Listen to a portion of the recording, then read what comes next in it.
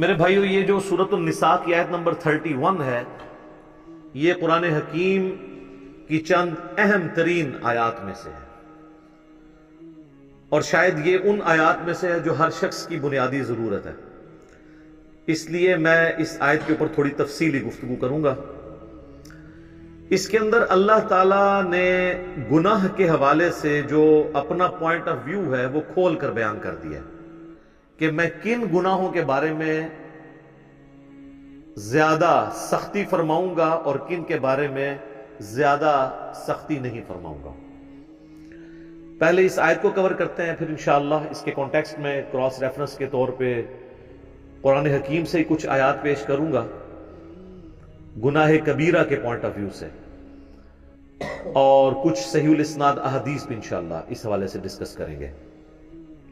اعوذ باللہ من الشیطان الرجیم، بسم اللہ الرحمن الرحیم۔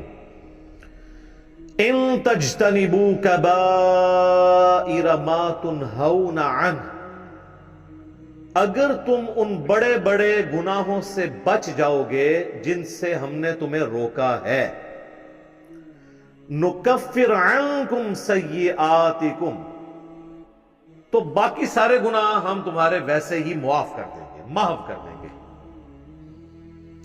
وَنُدْخِلْكُمْ مُدْخَلًا كَرِيمًا، اور ہم تمہیں داخل کریں گے عزت والی جگہ پر، یعنی اللہ نے جو رحمت کا مقام اپنا رکھا ہے، جنت۔ اللہم اجعلنا منہم، آمین۔ اللہم انا نسألک جنت الفردوس مع النبیین والصدیقین والشہداء والصالحین، آمین۔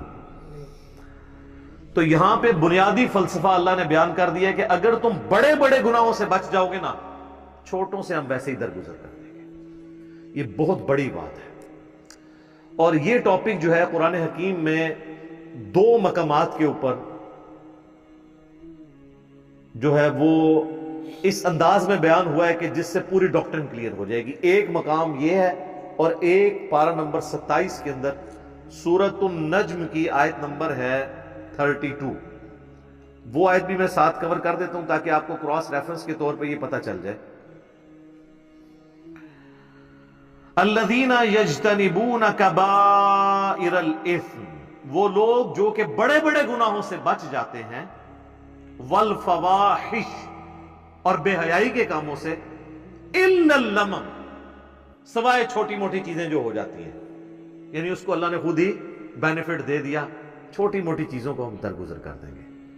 یہ الا اللمم، چھوٹی موٹی چیزیں۔ ان ربک واسع المغفرہ، بے شک تیرا رب وسیع مغفرت والا ہے۔ ہوا اعلم بکم، وہ تو تمہیں اس وقت سے جانتا ہے، اذ انشأکم من الارض، جب تم زمین سے پیدا ہوئے تھے، پھوٹے تھے۔ زمین سے، انسان کی جو خوراک ہے وہ زمین سے آتی ہے، اور اسی خوراک کا جوہر ہے جو اللہ تعالیٰ نے مرد و عورت کے تعلق کے ساتھ پیدائش کا ذریعہ بنایا، اس لیے الٹیمیٹلی ہر انسان بھی زمین سے ہی ہوگا۔ یہ ہے اس کے اندر باریکی۔ وَإِذْ أَنْتُمْ أَجِنَّةٌ فِي بُطُونِ أُمَّهَاتِكُمْ، اور وہ اس وقت بھی تمہیں جانتا ہے جب تم ایک جنین کی شکل میں، ایک ایمبریو کی شکل میں رحم مادر میں تھے، ماں کے شکم میں تھے، وہ اس وقت سے تمہیں جانتا ہے۔ یعنی اللہ تعالیٰ سے کون سی انسان کی چیزیں چھپی رہ سکتی ہیں؟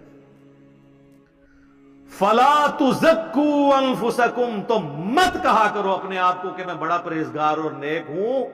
هُوَ أَعْلَمُ بِمَنِ اتَّقَىٰ، وہ خوب جانتا ہے کہ کون کتنا متقی ہے۔ اللہ کہہ رہے زمین سے جب تم اگے تھے، سر یہ اللہ ہی ڈیٹا رکھ سکتا ہے کہ زمین سے جو گندم اگنی ہے، یہ گندم کس نے کھانی ہے، اور باقی چیزیں جو انسان استعمال کرتا ہے، اس سے پھر وہ جو قطرہ بننا ہے منی کا اور مرد و عورت کا جو ملاپ، پوری کی پوری چیزیں، یعنی بالکل جسے کہتے ہیں نا بنیاد تک اللہ تعالیٰ کے علم میں ہے۔ تو اللہ تعالیٰ کو کوئی اپنے نیکوکاری کا احسان نہیں جتا سکتا، اللہ کو پتہ ہے کون کتنا نیک ہے۔ اس میں بھی آیا الا اللمم، ہم جو باریک چیزیں ہیں نا، اس میں نہیں پڑیں گے اگر موٹی موٹی چیزوں سے بچ لیا. لیکن اب وہ موٹی چیز میں ساتھ بے حیائی کو بھی ذکر کر دیا, یعنی بے حیائی اتنی موٹی تھی کہ اسے موٹی چیز میں سے بھی نکال کے الگ سے بیان کیا. ان تجتنبوا کبائر ما تنہون عنہ نکفر عنکم سیئاتکم وندخلکم مدخلا کریما.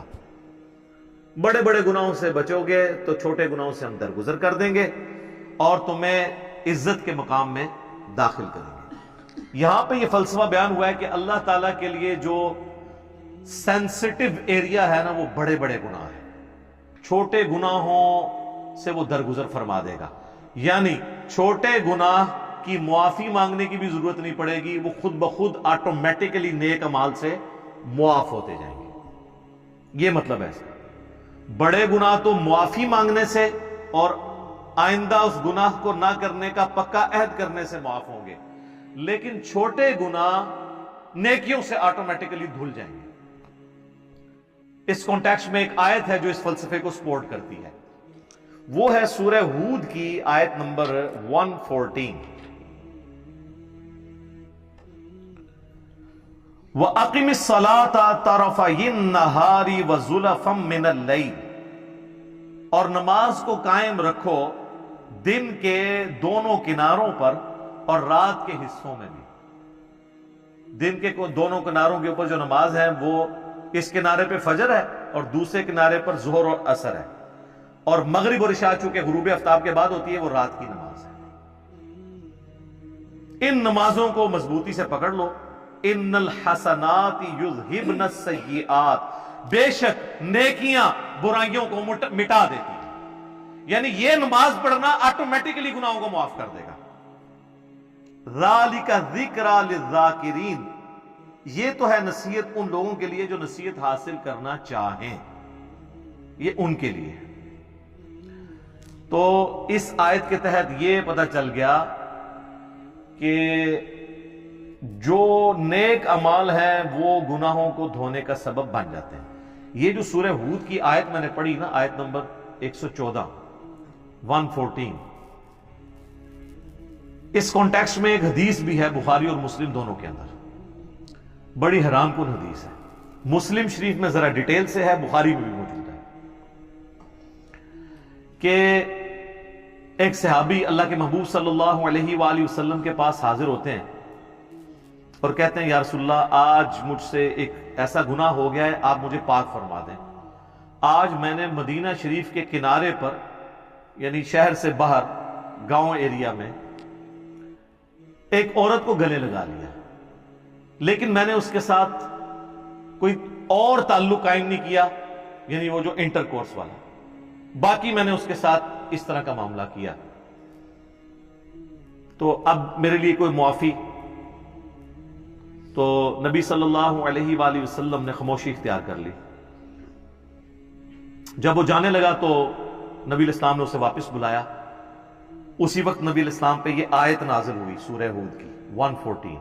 آپ نے یہ آیت تلاوت کی کہ دن کے دونوں سروں پر اور رات کے اوقات میں نماز کو قائم رکھو, بے شک نیکیاں گناہوں کو مٹا دیتی ہیں, محو کر دیتی ہیں. تو نبی الاسلام نے کہا کہ نماز پڑھو, تمہارا یہ گناہ معاف ہو جائے گا. اچھا, بعض لوگ اس سے سمجھتے ہیں کہ کوئی اگر ڈیٹس مارتا رہے لڑکیوں کے ساتھ, نماز پڑھ لے تو آٹومیٹکلی معاف ہو جائے گی. نہیں, اس پہ بھی اجماع ہے پوری امت کے علماء کا, چاہے سنی ہو یا شیعہ, کہ کسی چھوٹے گناہ کو چھوٹا سمجھ کے تکرار کے ساتھ کرنا بھی گناہ کبیرہ ہے. یہ تو ایک کبھی کبھار ہو جائے نا, لیکن وہ یہ تو نہیں تھا کہ نبی الاسلام نے اسے یہ کہا کہ ہاں روزانہ گلے لگا لیا کرو, اس کے بعد پھر نماز پڑھ لیا کرو. ایسا نہیں ہے. یعنی کبھی کبھار کوئی نفس سے مغلوب ہوا تو اس کی نیکیاں گناہوں کو محو کر دے گی. اسی کو سپورٹیو ایک اور حدیث ہے بخاری اور مسلم دونوں کے اندر. نبی صلی اللہ علیہ وآلہ وسلم نے فرمایا, بھلا بتاؤ تو اگر کسی شخص کے گھر کے آگے سے نہر گزرتی ہو اور وہ روزانہ اس میں 5 دفعہ غسل کرے تو اس کے جسم پہ کوئی میل باقی رہ جائے گا؟ صحابہ نے کہا نہیں یا رسول اللہ صلی اللہ علیہ وآلہ وسلم. تو آپ نے فرمایا کہ پھر 5 نمازوں کی مثال بھی ایسی ہی ہے کہ اس کے جسم سے گناہ سارے دھل جائیں گے. لیکن چھوٹے گناہ, بڑے گناہ نہیں معاف ہوں گے. بڑے گناہ صرف توبہ سے معاف ہوتے ہیں اور آئندہ گناہ نہ کرنے کا پکا عہد کرنا. چھوٹے گناہ آٹومیٹکلی نیکیوں سے معاف ہو جاتے ہیں اور بڑے گناہ جب معاف ہوتے ہیں وہ سورۃ الفرقان کی آیت نمبر 70 ہے، 70 نمبر، کہ اگر کوئی بڑے بڑے گناہوں سے توبہ کر لے، حتیٰ کہ اللہ نے اس بڑے گناہوں میں شرک کو ذکر کیا، قتل ناحق کو ذکر کیا، زنا کو ذکر کیا، اور کہا کہ اگر کوئی ان سے بھی توبہ کر لے ہم اس کے گناہوں کو بھی نیکیوں سے بدل دیں گے. صرف معاف نہیں کریں گے، گناہوں کو نیکیوں سے بدل دیں گے. سبحان اللہ وبحمدہ سبحان اللہ العظیم. آمین. تو بڑے بڑے گناہوں سے اگر توبہ کر لی جائے تو وہ اتنی بڑی نیکیاں بن جائیں گی، لیکن وہ توبہ پاکستانی توبہ نہیں ہوگی، وہ پکی والی توبہ ہوگی. اور توبہ کا طریقہ اللہ تعالیٰ نے قرآن میں بتا دیا ہے کہ پاکستانی توبہ میں، یعنی جس کو میں کہتا ہوں کہ کتابوں کے خدا میں اور بابوں کے خدا میں کیا فرق ہے. سورۃ النحل کی آیت نمبر ہے 119، اس میں اللہ تعالیٰ نے اپنا کانسیپٹ بتا دیا توبہ کا. ثم ان ربک للذین عملوا السوء بجہالۃ، اس کے بعد تمہارا رب ان لوگوں کے حق میں جو جہالت میں گناہ کر بیٹھے، ثم تابوا من بعد ذلک، اور پھر گناہ کے بعد فوراً توبہ کر لیں، وَأَصْلَحُوا، اور اپنی اصلاح کر لیں، یعنی بندے کے پتر بن جائیں، جو ہوا اس کے بعد پھر وہ ٹھیک بھی کریں اپنے آپ کو. ان ربک من بعدها، اس کے بعد تیرا رب لغفور الرحیم، ضرور بخشنے والا مہربان ہے. کس کے بعد؟ جو توبہ کرے، رجوع لائے اللہ کی طرف اور اپنے آپ کو سدھار لے، پھر میں اس کو معاف کروں گا. خالی استغفار کی تسبیح پھیرنے سے معافی نہیں ہوگی. یہ ہے کنسپٹ قرآن کا. یہ پیرلل میں دو چیزیں نہیں چل سکتی، اللہ کے ساتھ بغاوت بھی اور خالی استغفار کی تسبیح پڑھنا. تو یہ کنسپٹ اللہ تعالیٰ نے توبہ کے حوالے سے کلیئر کر دیا. اب آ جائیں اس طرف جو میں نے کہا کہ کبیرہ گناہوں سے اگر بچ جائیں تو چھوٹے معاف ہو جائیں گے. اس کو سپورٹیو ایک اور حدیث ہے جو صحیح مسلم میں ہے، وہ ڈسائسو حدیث ہے. اس کے الفاظ ہیں، اگر بڑے بڑے گناہوں سے بچا جائے تو ایک نماز سے دوسری نماز، ایک جمعے سے دوسرا جمعہ، اور ایک رمضان سے دوسرا رمضان درمیان کے تمام گناہوں کا کفارہ بن جائے گا، اگر بڑے بڑے گناہوں سے بچا جائے. اب یہ نہیں ہے کہ ادھر سے ایک جمعہ پڑا ادھر سے ایک جمعہ اور درمیان والے معاف نہ، کیونکہ اس کے الفاظ ہیں اگر بڑے گناہوں سے بچا جائے. تو مجھے بتائیں نماز چھوڑنے سے بڑا گناہ کون سا ہو سکتا ہے؟ صحیح مسلم میں حدیث ہے، بندے کے کفر اور ایمان کے درمیان، شرک اور اسلام کے درمیان فرق نماز ہے. لہٰذا جو نماز چھوڑتا ہے تو ایک جمعے سے دوسرا جمعہ درمیان کے گناہوں کا اس کا کفارہ نہیں بنے گا. ایک رمضان سے دوسرا رمضان درمیان کے گناہوں کا کفارہ نہیں بنے گا. ایک نماز سے دوسری نماز درمیان کے گناہوں کا کفارہ نہیں پڑے گی کہ اگر کوئی کہے جی میں فجر پڑھ لوں اور ادھر سے عشاء پڑھ لوں درمیان والی معاف ہو جائے. نہیں. جامعہ ترمذی میں حدیث ہے، شقیق تابعی کہتے ہیں کہ صحابہ کرام نماز چھوڑنے والے کے علاوہ کسی کی تکفیر نہیں کرتے تھے. جو نماز نہیں پڑھتا تھا اس کو وہ کافر سمجھتے تھے. یہ پاکستان کے شناختی کارڈ میں بے نمازی مسلمان ہے، اللہ کے ہاں بے نمازی مسلمان نہیں ہے. جامعہ ترمذی میں حدیث ہے، جس نے جان بوجھ کے نماز چھوڑ دی اس نے کفر کیا. اور جان بوجھ کے چھوڑنے سے مراد یہ نہیں کہ بندہ کہ میں بڑا مصروف ہوں، نہیں. بخاری و مسلم دونوں میں حدیث ہے کہ اگر کوئی شخص بھول جائے یا سویا ہوا ہو تو جیسے ہی اسے یاد آئے یا وہ اٹھے تو نماز پڑھ لے. اور پھر نبی علیہ السلام نے وہ آیت تلاوت کی سورہ طٰہٰ کی، وَأَقِمِ الصَّلَاةَ لِلذِّكْرِ، اور میری یاد کے لیے نماز کو قائم رکھنا. تو نبی علیہ السلام نے فرما دیا کہ وہ جو جان بوجھ کے یہ ہے کہ ایک بندہ جاگ بھی رہا تھا اور بھولا ہوا نہیں تھا اور اس نے نماز چھوڑ دی، وہ مارا گیا. ایک اور چیز ہو سکتی ہے کہ کوئی مجنون ہو جائے، جو صحیح بخاری میں مولا علی کا قول ہے تعلیقاً کہ 3 لوگوں سے قلم اٹھا لیا گیا، چھوٹے بچے سے، پاگل سے اور سوئے ہوئے شخص سے، یہاں تک کہ وہ جاگ جائے۔ تو یہ حدیث مرفوع بھی ہے، نبی الاسلام سے بھی مولا علی نے نقل کی ہے، سنن ابن ماجہ میں بھی ہے، ترمذی میں بھی، بخاری میں امام بخاری سے چیپٹر کی ہیڈنگ میں لے کے آئے ہیں۔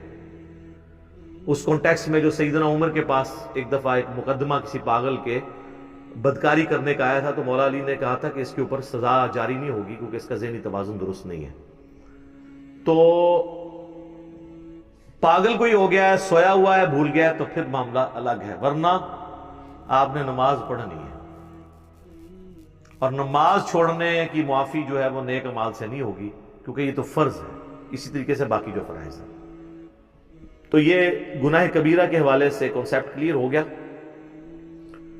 یہ کبیرہ اور صغیرہ کی بحثیں تو ساری علمی ہیں، ادروائز صحیح مسلم میں حدیث ہے، عبداللہ ابن مسعود کہتے ہیں نبی صلی اللہ علیہ وآلہ وسلم سے بھی انہوں نے مرفوع کیا اس حدیث کو کہ مؤمن کے لیے چھوٹا سا گناہ بھی ایسا ہے جیسا کہ اس کے سر پہ کسی نے پہاڑ رکھ دیا، گویا اس پہ گرا چاہتا ہے، اور منافق کے لیے بڑے سے بڑا گناہ بھی ایسا ہے گویا ناک پہ مکھی بیٹھی تھی اس نے اڑا دی، تو وہ اس کو سینسٹیو ہی نہیں ہوگا اس معاملے میں، جس کو ہم پنجابی میں کہتے ہیں کہ عقل نہ ہوئے تھے موجیں ہی موجاں، عقل ہوئے تھے سوچیں ہی سوچاں۔ جس کو عقل نہیں ہے تو وہ موج ہی مارے گا نا، وہ تو کپڑے بھی اتار کے پھیرے گا تو وہ ریلیکس کرے گا، لیکن کوئی عقل مند آدمی تو اپنے کپڑے اتار کے نہیں پھر سکتا، ہاں وہ بزرگ ہو تو وہ پھر سکتا ہے، مجذوب، تو اس کا بھی وہ کہتا ہے کہ انہاں تو قلم اٹھے ہے، تو سیدھی طرح کون پاگل ہے، قلم اٹھے ہے، مجنون، مجذوب، شطحیات، پنجابی بونگیاں۔ تو آپ دیکھ لیں کتنے ننگے پیر ہیں، ہمارے کتنے پرائم منسٹر ہیں جو وہ ان ننگے پیروں کے پاس جا کے بیٹھتے تھے اور جا کے ان سے تھاپڑے مرواتے تھے۔ ان سارے پیروں کو کہنا پاکستان کا قرضہ اتار دینا، بجلی پوری کر دیں، پرائم منسٹر تو ظاہر ہے جڑی جماعتاں انہوں نے بننا ہے نا کسی نے، ٹھیک ہے۔ تو یہ ساری کہانیاں ہیں اور یہ سارے ان کے پاس پہنچے ہوتے ہیں، یہ ہماری یعنی قوم کی ایز اے قوم جہالت ہے۔ تو اللہ تعالیٰ نے گناہ کبیرہ کے حوالے سے بتا دیا۔ اب آخر میں اگر میں لسٹ کا ذکر کروں، یہ ایک تلخ چیز تھی جو میں نے اس آیت کے کانٹیکسٹ میں آخر میں رکھی ہے کہ یہ ہماری بدقسمتی کہہ لیں کہ اکثر گناہ جو ہمیں معلوم ہے وہ سب کے سب کبیرہ گناہ ہی ہیں، ان میں کوئی گناہ چھوٹا گناہ نہیں ہے، ہم ان کو چھوٹا سمجھ رہے ہوتے ہیں۔ اگر آپ کو یہ سارے گناہوں کی لسٹ چاہیے نا تو بخاری مسلم کے حوالے سے مشکات المصابیح میں اگر آپ چلے جائیں نا تو مشکات کے شروع ہی میں پہلی جلد کے اندر آپ کو ایک چیپٹر ملے گا گناہ کبیرہ کا بیان، چونکہ یہ کمبائنڈ فارم میں نوٹس ہیں مشکات میں، اسی لیے بار بار ایمفسائز کرتا ہوں کہ مشکات ضرور لیں۔ مثلا پہلی حدیث اس چیپٹر میں وہ بخاری اور مسلم دونوں سے لے کے ہیں کہ عبداللہ ابن مسعود رضی اللہ تعالیٰ عنہ کہتے ہیں کہ نبی علیہ السلام سے کسی نے عرض کیا کہ اللہ کے نزدیک سب سے بڑا گناہ کون سا ہے؟ تو آپ نے فرمایا کہ تم اللہ کا شریک بناؤ حالانکہ اس نے تمہیں پیدا کیا ہے، یعنی شرک سب سے بڑا گناہ۔ اس نے پوچھا اس کے بعد، فرمایا اس اندیشے سے بچے کو قتل کر دو کہ وہ تمہارے ساتھ کھائے گا، اولاد کو اس لیے سے، ایک فیملی پلاننگ ہے وہ الگ چیز ہے، اس کا جواب موجود ہے، اس میں میری ویڈیوز ریکارڈ ہے۔ ایک یہ کہ پریگنینسی آئیڈینٹیفائی ہو گئی ہے اور آپ بچے کو قتل کر دیتے ہیں، یا بچوں سمیت خودکشی کر لیتے ہیں، جو پاکستان میں خبریں اکثر آتی رہتی میڈیا میں۔ اس نے عرض کیا اس کے بعد، تو فرمایا اپنی پڑوسی کی بیوی کے ساتھ بدکاری کرنا، بدکاری تو کسی کے ساتھ بھی کرنا برا ہے لیکن پڑوسی کا چونکہ حق ہے اس لیے اس کو ذکر کیا۔ پھر نبی صلی اللہ علیہ وآلہ وسلم نے سورۃ الفرقان کی آیت تلاوت کی، والذین لا يدعون مع اللہ الہا آخر ولا يقتلون النفس التي حرم اللہ الا بالحق ولا يزنون، جو میں نے شروع میں بھی حدیث کا ذکر کیا تھا کہ حدیث میں 3 بڑے گناہ بیان ہیں۔ اگلی حدیث امام بخاری لے کے آئے ہیں جو مشکات والے امام نے نقل کی ہے کہ نبی علیہ السلام نے فرمایا اللہ کے ساتھ شریک بنانا، والدین کی نافرمانی کرنا، کسی کو ناحق قتل کرنا اور جھوٹی قسم اٹھانا کبیرہ گناہ ہے۔ دیکھ لیں یہ بھی کبیرہ ہے۔ اس سے اگلی حدیث بخاری اور مسلم دونوں میں ہے کہ جھوٹی قسم کی بجائے جھوٹی گواہی کا ذکر ہے اس حدیث کے اندر کہ جھوٹی گواہی دینا بھی گناہ کبیرہ ہے۔ اس سے اگلی حدیث بھی بخاری اور مسلم دونوں میں ہے، نبی علیہ السلام نے فرمایا 7 چیزوں سے بچو۔ پوچھا کہ کون سی؟ فرمایا اللہ کے ساتھ شرک کرنا، جادو کرنا، قتل کرنا، سود کھانا، یتیم کا مال کھانا، میدان جنگ سے پیٹ پھیر کر فرار ہونا، اور پاک دامن عورتوں پر تہمت لگانا۔ یہ 7 بھی جناب کبیرہ گناہ ہے۔ میں نے کہا تھا یہ بدقسمتی ہے کہ جتنے گناہ ہمیں نون ہے نا وہ سارے ہی کبیر ہیں۔ اس سے اگلی حدیث بھی بخاری اور مسلم دونوں میں ہے، نبی علیہ السلام نے فرمایا جب زانی زنا کرتا ہے اس وقت وہ مومن نہیں ہوتا، جب چور چوری کر رہا ہوتا ہے وہ اس وقت مومن نہیں ہوتا، جب شرابی شراب پی رہا ہوتا ہے وہ اس وقت مومن نہیں ہوتا، اور جب وہ یہ کام کر چکتا ہے تو یعنی ایمان اس میں سے نکل جاتا ہے، اس کے بعد اس کے اندر ایمان دوبارہ لوٹتا ہے، اور خیانت کرنے والا خائن اس وقت مومن نہیں ہوتا۔ اور پھر آخر میں الفاظ ہیں پس تم بچ جاؤ، پس تم بچ جاؤ، 2 دفعہ نبی علیہ السلام نے فرمایا۔ تو آگے بخاری مسلم دونوں میں حدیث ہے منافق کی 3 نشانیاں ہیں، جب بات کرے تو جھوٹ بولے، وعدہ کرے تو خلاف ورزی کرے، اور جب امانت رکھی جائے خیانت کرے۔ لو جی پوری قوم کے اوپر فٹ ہو رہی ہے۔ اور مسلم میں تو آگے الفاظ ہیں اگرچہ وہ روزہ رکھے، نماز پڑھے اور مسلمان ہونے کا دعویٰ بھی کرے تب بھی وہ منافق ہے، یعنی عملاً منافق ہے، اعتقاداً نہیں، اعتقاداً تو مسلمان ہے لیکن عملاً منافق ہے۔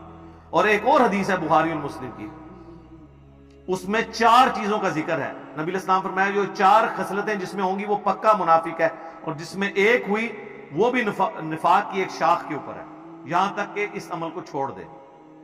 نمبر 1 امانت رکھی ہے تو خیانت کرے، نمبر 2 بات کرے تو جھوٹ بولے، نمبر 3 عہد کرے تو توڑ دے، اور جب جھگڑا ہو تو گالی گلوچ پر اتر آئے۔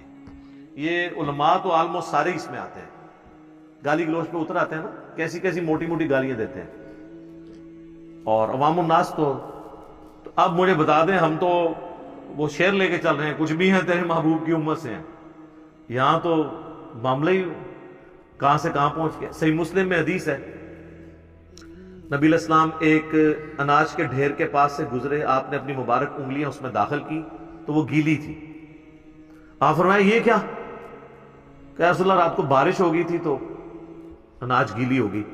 آپ نے فرمایا تم نے گیلی اناج اوپر کیوں نہیں کی تاکہ لوگ اس کے عیب کے اوپر مطلع ہوتے، اس کے بعد کسی کی مرضی کے وہ خرید کے لے جائے گھر جا کے خشک کر لے، لیکن تم نے اس طرح کیوں کیا کہ اوپر خشک رکھی اور اندر گیلی؟ اور پھر آپ نے فرمایا جس نے ملاوٹ کی وہ ہم میں سے نہیں۔ یہ وہاں پہ آپ نے فرمایا تھا، یہ پوری حدیث مسلم شریف میں یوں ہے، جو آخری حصہ پکڑا ہوا ہے جس نے ملاوٹ کی وہ ہم میں سے نہیں۔ اور وہ ملاوٹ سے سمجھ رہے ہوتے ہیں صرف دودھ میں ملاوٹ کرنا ملاوٹ ہے۔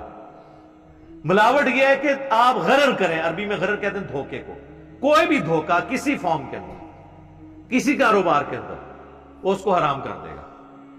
جیسے ہی دھوکہ آئے گا، چاہے وہ پلاٹس کی فائل کی شکل میں آئے اس کو حرام کر دے گا، چاہے بیچنے والی چیز کی شکل میں آئے اس کو حرام کر دے گا۔ یعنی آپ مال دکھائیں کچھ اور جب ڈال کے دینے لگے کچھ اور ڈال دیں تو آپ نے دھوکہ کر دیا، غرر کر دیا۔ تو غرر جب بھی آئے گا تو وہ پورے کے پورے مال کو آپ کے کمائی کو حرام کر دے گا۔ بولے اعوذ باللہ تعالی۔ اللہ تعالی ہمیں اس فتنے سے بچا کے رکھے، اپنی ایمان کے اندر رکھے، گناہ کبیرہ سے بچنے کی توفیق عطا فرمائے، اور کمٹمنٹ کے ساتھ اپنے محبوب صلی اللہ علیہ وآلہ وسلم کی سچی اتباع کرنے کی توفیق عطا فرمائے، آمین۔ تو یہ میں نے اس لیے گناہ کبیرہ کے حوالے سے تفصیلی گفتگو کی۔ اکثر لوگ پوچھتے ہیں توبہ کا طریقہ کیا ہے، کون کون سے بڑے بڑے گناہ ہیں، اور چھوٹے گناہوں کے بارے میں کیا ہے۔ تو توبہ تو میں نے آپ کو بتا دیا کہ توبہ یہ ہے کہ اپنی اصلاح کرنی ہے۔ اس کو میں دنیاوی مثال سے آخر میں سمجھا دیتا ہوں، پھر آگے چلتے ہیں۔ مجھے بتائیں جس شخص کی زندگی میں ایک دفعہ، بالکل پہلی دفعہ کسی گرم استری سے ہاتھ جل جائے، دوسری دفعہ وہ ٹھنڈی کو بھی لگاتے ہوئے ڈرے گا نا کہ ہو سکتا ہے تھوڑی دیر پہلے کوئی استری نہ کر گیا ہوئے۔ اس لیول کا ڈر جب آپ کا کسی گناہ کے بارے میں آئے گا نا دوبارہ کرتے ہوئے، تو آپ سمجھ لیں آپ نے توبۃ نصوحا کر لی ہے۔ یا ایھا الذین آمنوا توبوا الی اللہ توبۃ نصوحا، ایسی توبہ کرو جو آگے کو نصیحت ہو جائے۔ اور اگر ایسا نہیں ہے تو بس پھر ٹھیک ہے، ایک خیال ہے، اس کو آپ کے ویژول تھنکنگز کو لے کے آپ چلیں اور کبھی آپ شیطان کے اوپر ڈال دیں۔ میں تو یہ چیلنج کرتا ہوں بار بار کہ اگر گورنمنٹ آف پاکستان یہ اناؤنسمنٹ کرے کہ جو شخص فجر کی نماز اپنے محلے کی مسجد کی پہلی صف میں ادا کرے تو فی فجر 1,00,000 روپیہ، دوسری صف والے کو 50,000، تیسری والے کو 25,000۔ تو دنیا کے سارے شیاطین مل کے دنیا کے سب سے بڑے بے نمازی کی بھی فجر نہیں چھڑوا سکتے۔ ہاں کر کے دیکھ لیں، اگر آپ کو ہے نا ایسی آنکھ ہی نہیں کھلتی، وہ جی وہ ہوش ہی نہیں ہوتی۔ ہم نے ان لوگوں کو بھی اپنے آفس میں دیکھا ہے کہ جن کو ہوش ہی نہیں ہوتی تھی، لیکن جب انہوں نے کبھی کسی آفیشل ٹور پہ دوسرے ملک جانا ہوتا تھا تو اللہ کے فضل سے وہ تہجد کے وقت اٹھے ہوتے تھے۔ تو یہ سب کے سب بہانے ہیں۔ پھر کہتے ہیں دعا کریں توفیق مل جائے۔ آج تک ہمیں کسی نے نہیں کہا کہ دعا کریں، ارادہ ہے گھر جا کے رات کا کھانا کھانا ہے توفیق مل جائے، نہیں، وہ کھانا ہوتا ہے۔ آج تک کسی نے ٹوائلٹ جانے سے پہلے کہا جی دعا کریں، مطلب ایک بڑا مشکل کام میں کرنے جا رہا ہوں، ہے تو مشکل کام ہے سر، پیشاب بند ہو جائے تو نہیں کھلتا، آپریشن ہوتا ہے، تو مہربانی کریں ذرا دعا کریں کہ اللہ تعالیٰ عزت سے یہ پیشاب میرا نکلوا دے، نہیں، وہ ارادہ ہوتا ہے۔ سارے کی ساری یہ دعائیں توفیقیں نیک اعمال کے بارے میں، کیونکہ وہ کرنے نہیں ہوتے۔ یہ بات ہے جو ہم نے سب کام کرنا ہوتا ہے نا۔ آج تک کبھی ہوا ہے کہ کوئی شخص ہمارے باوجداد میں بھی رپورٹ ہوا ہو، کوئی شخص مسجد میں نماز کے لیے گیا ہو تو شیطان دروازے پہ آ کے فزیکلی کھڑا ہو جائے، آج تک میں مسجد ہی نہیں وڑن دینا، اور یہ بھی نہیں ہوگا کہ اذان ہو اور آپ کے پاؤں آٹومیٹکلی مسجد کی طرف چل پڑے، یہ بھی نہیں ہوگا، ورنہ تو جنت اور جہنم کا کنسیپٹ ختم ہو جائے گا۔ یہاں اللہ نے اختیار دے دیا، انا ہدیناہ السبیل اما شاکرا و اما کفورا، ہم نے تو ہدایت کا راستہ واضح کر دیا ہے، چاہو تو شکر گزاری کی روش اختیار کرو، خواہ نہ شکری کی۔ اچھا، لیکن اس سے یہ بات نہ سمجھ لیجئے گا کہ اللہ کو کوئی پرواہ نہیں ہے، ٹھیک ہے وہ گناہگاروں کو بھی بخش دے گا، مجرمین کو بھی بخش دے گا، اور نیکوکاروں کو تو اس نے بخشنا ہے، نہ، اس طرح نہیں۔ اور اکثر لوگ کہہ رہے ہوتے ہیں او جی اللہ نے ساڑی نمازہ نہیں چاہیے دیا، استغفر اللہ، یہ بات آپ کیوں بولتے ہیں؟ یہ آپ کس کو بول رہے ہوتے ہیں؟ مطلب میری نماز تو نہیں کو پڑھ رہا نا، تو مجھے کچھ سنا رہے ہو، جس کی پڑھ رہے ہو اس کو سناؤ، اللہ کی پڑھ رہے ہو۔ تو اللہ نے کب کہا ہے کہ مجھے تیری نمازیں چاہیے؟ کہیں کہا ہے؟ اللہ کہتا ہے تمہیں تمہارے لیے نمازیں چاہیے، اللہ نے تو کبھی کہا ہی نہیں کہ مجھے چاہیے۔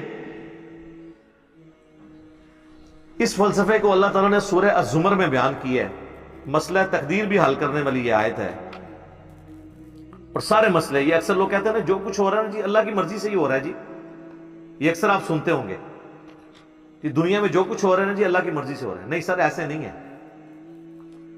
اللہ کی مرضی سے نہیں ہو رہا، اللہ کی اجازت سے ہو رہا ہے۔ اللہ کی مرضی ہے یہ کہ لوگ زنا کریں، اجازت ہے کہ کر لو، یہ نہیں ہوگا کہ جسم پہ فالج گرے، لیکن آخرت میں چھوڑوں گا نہیں۔ شراب پینی ہے پی لو، چمڑی اتار دوں گا آخرت میں، یہ نہیں ہوگا کہ شراب کی بوتل پکڑو تو ہاتھ پہ فالج گر پڑے، ایسے نہیں ہوگا۔ اجازت ہے، نیکی کرنی ہے کرو، برائی کرنی ہے کرو، مرضی نہیں ہے، مرضی یہی ہے کہ پیغمبروں کا راستہ اختیار کرو۔ یہ فلسفہ جو ہے نا سورہ زمر میں بیان ہوا ہے، آیت نمبر 7۔ سر یہ 7 نمبر آیت تو آپ سارے اپنے قریبی لوگوں کو سنائیں، اپنے آفیسز میں سنائیں، اپنے دوستوں کو، گھر والوں کو۔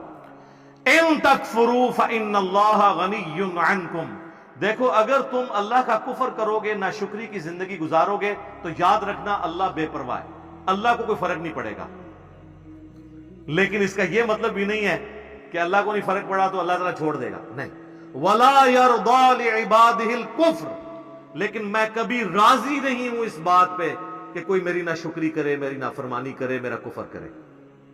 وَإِن تَشْكُرُوا يَرْضَهُ لَكُمْ، اور اگر تم شکر گزاری کی روش اختیار کرو گے، یعنی اللہ کے تابع فرمان رہو گے، تو یہ اللہ تعالیٰ تم سے پسند کرتا ہے۔ وَلَا تَزِرُ وَازِرَةٌ وِزْرَ أُخْرَى، کوئی جان دوسری جان کا بوجھ نہیں اٹھائے گی، ہر شخص نے اپنے اعمال کا جواب دہ خود ہونا ہے۔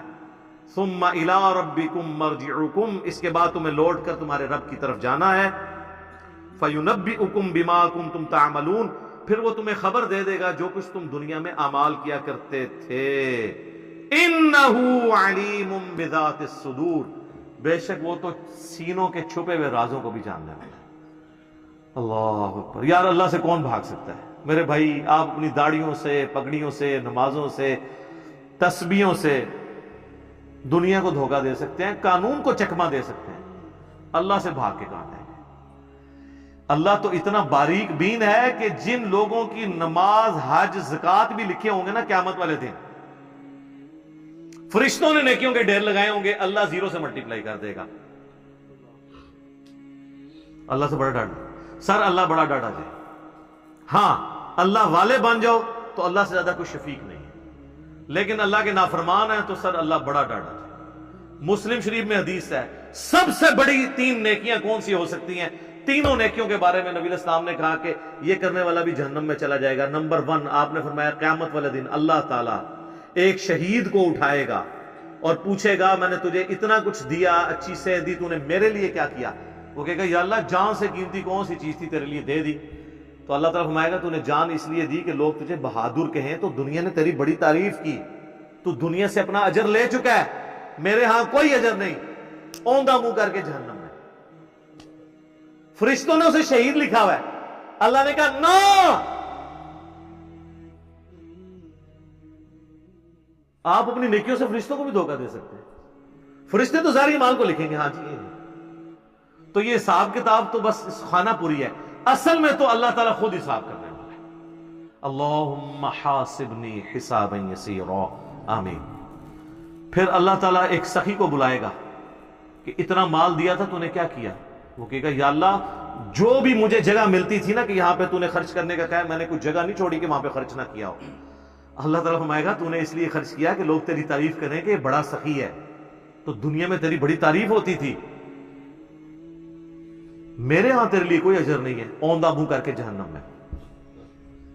پھر قرآن کے قاری کو بلایا جائے گا، اللہ تعالیٰ کہے گا میں نے تجھے قرآن دیا تھا، تو نے میرے لیے کیا کیا؟ کہے گا یا اللہ میں نے اتنے لوگوں کو قرآن سکھایا، قرآن کی تعلیم دی۔ اللہ نے فرمایا یہ اس لیے کہ لوگ تجھے قاری کہیں، تو دنیا میں تیری بڑی تعریف ہوئی، تیرے نام سے پہلے بھی 8 دمیں ہوتی تھی، بعد میں بھی 10 دمیں لگتی تھی، یہ میں اس کی تشریح کر رہا ہوں۔ پھر لوگ کہتے ہیں نہیں دیسی تو لکھے ہی نہیں سی ہوا، دیسی اتنا کوئی نہیں لکھا ہوتا، وہ آپ کرنا ہوتا ہے بچوں، کیونکہ قرآن پرانا نہیں ہوتا۔ قرآن اگر نبی علیہ السلام کے زمانے میں بات ہو رہی ہے نا سورۃ الانفال میں کہ اپنے جو گھوڑے ہیں وہ جہاد کے لیے تیار رکھو، تو آج گھوڑوں کو ہم میزائل میں اور ایئر کرافٹس کی فارم میں اس کو ترجمے اور تشریح میں بیان کریں گے، ہمیں کوئی گلا نہیں کرے گا یہ قرآن میں گھوڑے لکھا سی تسی یہ کیوں بیان کیتا ہے؟ تو تسی کھوتے نہ بڑھو، اپنی عقل بھی استعمال کرو، وہ تو ڈاکٹرین ہوتی ہے۔ اللہ تعالیٰ اس کو اوندا منہ کر کے جہنم میں پھینکے گا۔ سر ان 3 بڑی نیکیوں سے بڑی کو نیکی کسی کو پتا تو مجھے بتا دے، شہادت سے بڑی کوئی نیکی نہیں ہے۔ سب سے قیمتی چیز اللہ کو دے دینا، جان، اللہ کی راہ میں مال لوٹانا، قرآن میں نماز کے ساتھ آلموسٹ ہر جگہ انفاق فی سبیل اللہ کا حکم آیا۔ اور تیسرا قرآن کی تعلیم، وہ تو سر بخاری میں حدیث ہے تم میں سب سے بہتر وہ جو قرآن سیکھے اور سکھائے۔ ان 3 نیکیوں سے بڑی کو نیکی پاسبل نہیں ہے، لیکن 0 سے ملٹیپلائی، کیونکہ اللہ کے لیے نہیں کی۔ مسند احمد میں حدیث ہے جس نے دکھلاوے کے لیے روزہ رکھا اس نے شرک کیا، جس نے دکھلاوے کے لیے نماز پڑھی اس نے شرک کیا، اور جس نے دکھلاوے کے لیے صدقہ کیا اس نے شرک کیا۔ کی نیکی ہو گیا شرک۔ یہ کیا بات ہوئی؟ نماز کیسے شرک ہو گئی؟ نماز تو اللہ کی ہوتی ہے، پڑھی بھی اللہ کے لیے لیکن دکھانے کے لیے کسی کو۔ ہمارے ایک ایکس پریزیڈنٹ تھے نا، مجھے ان کی پالیسی سے تو بہت اختلاف ہے، جنرل ضیاء الحق، لیکن ایک مذہبی آدمی تھے۔ ان کی وجہ سے ہماری فوج کے اندر کافی ریفارمز آئیں، اور یہ بہت بڑا احسان ہے ان کا پاکستانی فوج کے اوپر، ورنہ ان سے پہلے کی فوج اور آج کی فوج میں بڑا فرق ہے۔ اب آپ کو مذہب کا رنگ غالب نظر آئے گا ہماری فوج کے اندر، اور جب فوج سے لوگ ریٹائر ہوتے ہیں تو میں تو سب سے زیادہ باقی اداروں کی نسبت ان لوگوں کو دیکھا ہے کہ پریکٹسنگ مسلمان ہیں، کیونکہ موت کو بڑا قریب سے دیکھ لیتے ہیں نا، تو بڑے بڑے لوگوں کی عقل ٹھکانے ہو جاتی ہے جب اپنے ساتھ آپ شہداء کی لاشیں اٹھاتے ہیں بارڈرز کے اوپر، تو بس انسان کو نظر آتی ہے یار کل تو یہ میرے ساتھ روٹی کھا رہا تھا، آج میں اس کے جسم کے لوتھڑے سمیٹ رہا ہوں، تو سب بڑے بڑے لوگوں کا قبلہ درست ہو جاتا ہے۔ تو جنرل ضیاء الحق صاحب چونکہ نمازی تھے بڑے پکے، تو ان کے ساتھ جو لوگ ہیں نا، انہوں نے مجھے بتایا کہ جب وہ نماز جاتے تھے لوگ بغیر وضو بھی ساتھ پیچھے کھڑے ہو جاتے تھے،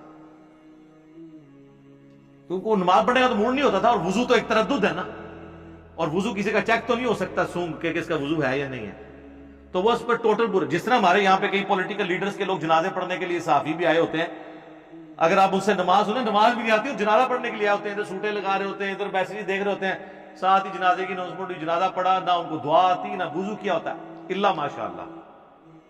یعنی یہ نا آپ کہ میں ساروں کے لیے بات کر رہا ہوں، تو وہ ساری اس طرح کی جو نمازیں پڑھ رہے ہوتے ہیں وہ تو دکھلاوے کی ہو رہی ہوتی ہے نا، اللہ کے لیے تو ہو نہیں رہی ہوتی ہے.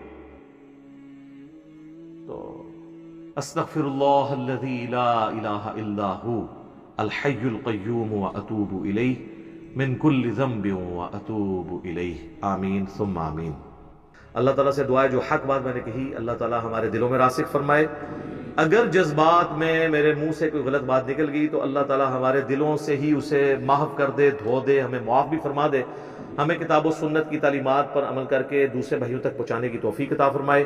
سبحانک اللہم وبحمدک اشہد ان لا الہ الا انت استغفرک واتوب الیک وما علینا الا البلاغ المبین. جزاکم اللہ خیرا.